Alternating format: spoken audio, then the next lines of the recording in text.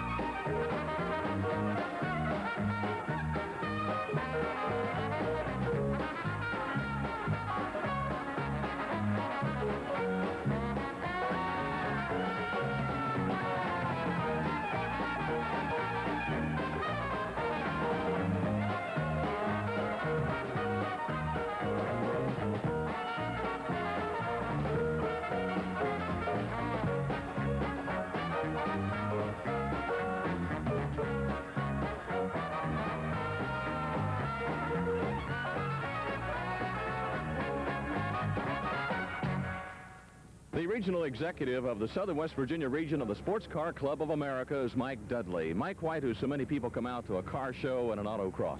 Basically just for one reason, and that's for fun. Everybody comes out to have a good time, learn how to drive the car under a variety of different circumstances, and just to have fun. Who are the people who belong to your club? Is this an unusual group or not? No, it's a group of people out of everyday life. We've got school teachers, bankers, salespeople, housewives, students, just a broad section of the community that come out to participate. Is there a different level of participation because obviously some couldn't spend as much time or as much money as others? Well, if you want to spend a bunch of money on these, you can, but basically you don't have to, just other than your basic registration fee, pump up your tires, and clear all stuff out of the trunk and everything, come out and run your car. You know, I guess one of the keywords right now in the automobile industry is safety. Is your club involved with improving safety? Yes, we have very stringent safety regulations that we have to go through. We tech inspect every car for safety, for the driver's sake and spectator's sake. We have safety stewards that will police the crowds. We'll go through and make sure that the crowd is far enough away from the activity so that they don't endanger themselves. Are there other events that your club sponsors? Yes, sir. We have rallies, 9 rallies throughout the year. In just a moment, what's a rally? A rally, whereas this event is based on time and your quickest time, a rally is more geared towards being very accurate, arriving at a certain place where you don't know where it's going to be at a specific time. And for every 100th of a minute that you are early, you're penalized. For every 100th of a minute late, you're penalized. So you have to be very accurate in the rally. I take it some of these courses are rather long as well. Autocross or rally? The rally. Rallies, yes. They can go anywhere from 80 miles on upwards. Generally, we try to aim it for about a 4-hour day, unless we have our 2-day rally in the fall, which we go through the countryside and view the beautiful leaves and countryside. A little fun as well as competition. A little bit about the autocross. Explain the course. The autocross this year is set up in the same manner that was last year. We're running on the same course. So those people that have run the event last year will enjoy the same course. It's got very nice straight stretches for those who want to put the foot into it, and then it's got some very tight corners for those who like or to emphasize the car's handling. Once again, though, it is driver and machine against clock, not driver against driver. Correct, that's right. We run, each car is classified, so each car runs in a given class to make the cars even, so to speak, as even as they can be. And then it's the quickest car in that class will be the winner. We have 3 timed runs, and the best of 3 timed runs counts. Thank you, Mike. Thank you. That sets the stage for today's event. Now let's take a drive through the course with veteran driver Carl Steinberg. Ready for the green, drop the green. Through the first turn, the second turn, tight. We're getting ready for the slalom. Go through the slalom the first time, try to keep it nice and smooth. Accelerate down the first straight. Coming into the second slalom, brake, shift, get ready for the the turn at the end of the straight. Try to be as smooth as possible. Come through the box, accelerate again, down the straight, come into a real tight box and brake, downshift, come through the turn, through the slalom again for the second lap. Coming down the straight, brake hard, come into the slalom, again for the turn. Nice, try to keep it nice and smooth. Through the box, accelerate. Come down the straight, through the box, brake hard. Downshift. Coming around the turn for the finish, real tight. And coming through the finish line. All the way to the finish until the timing stops. Back in just a moment after this word from Pizza Hut. Safety is the #1 concern at the Autocross, and no car goes on the track without a full inspection. Wade Ute joins Skip Carson. Thank you, Frank.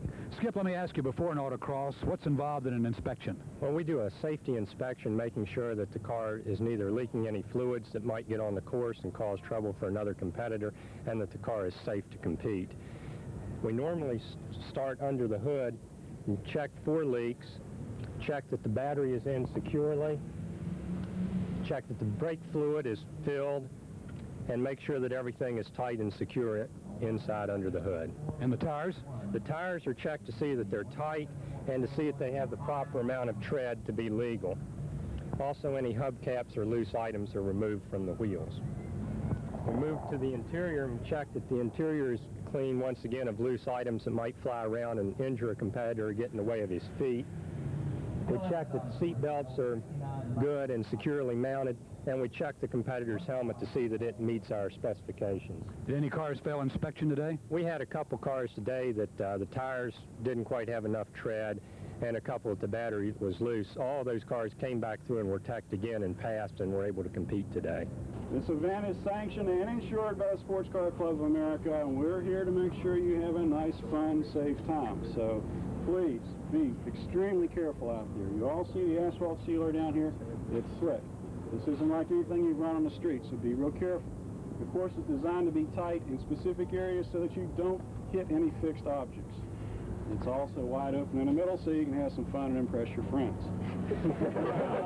Yeah! Or try to. You can't even move on up.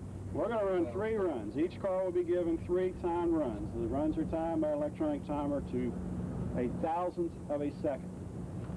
Each car will be, well, your fastest run will be your winning time. You know, we don't accumulate the times. The pylons out here are marked. If you hit the pylon and you nudge it out here, no problem. You're lucky. You're real lucky. It's highly unlikely that you'll do that.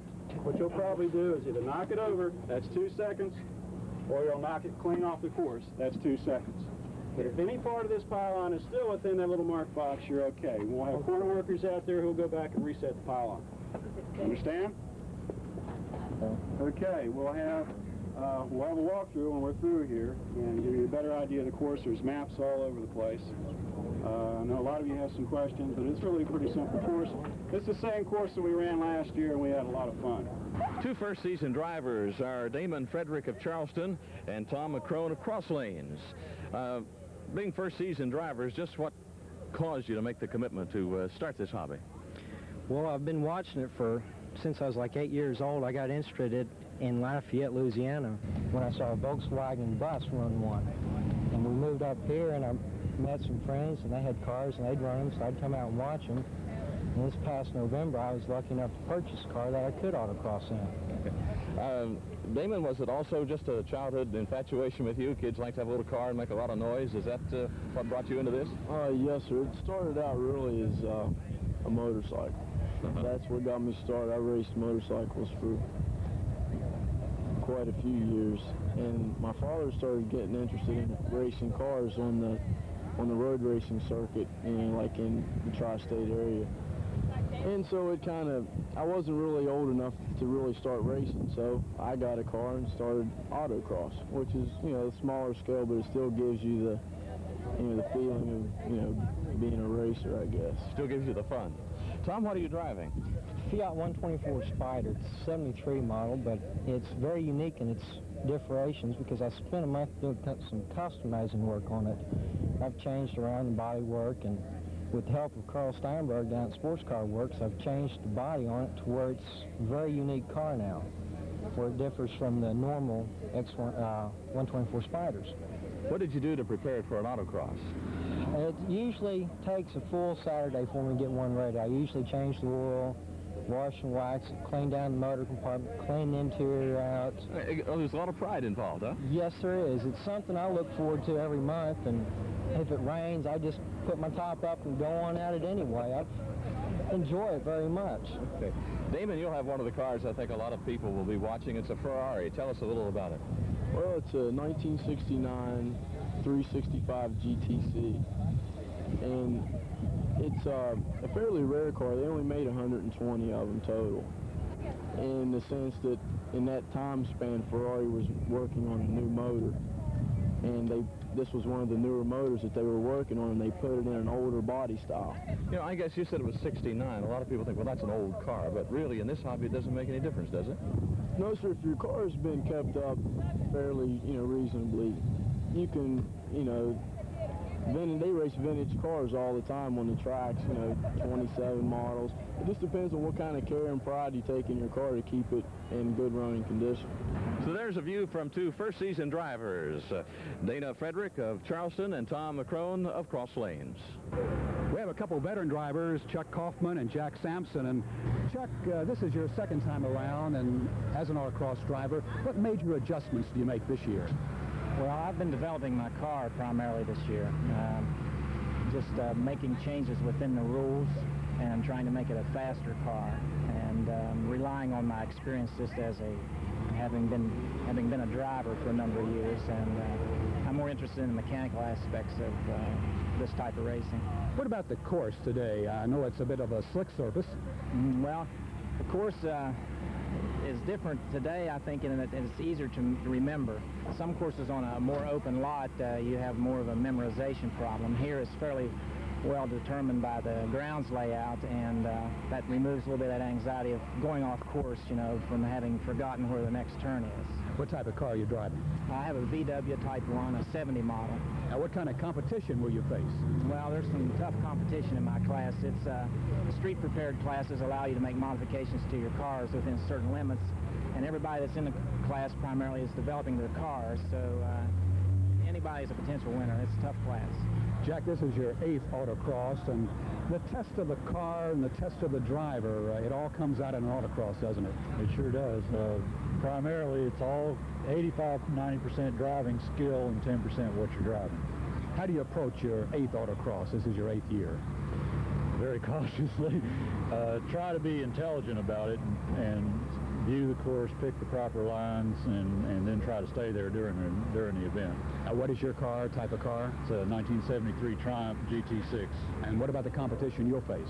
Extremely tough. D-Stock is probably one of the most highly contested classes we have.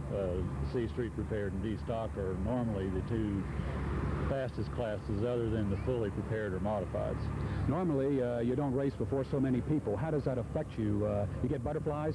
You always try to do a little better. Butterflies do occur, but that's pretty standard. Every autocross, if I don't get out of the car shaking, I haven't gone fast enough. There aren't too many tracks here in Charleston, so this is a great opportunity for someone who really can't do it on the street. That's true.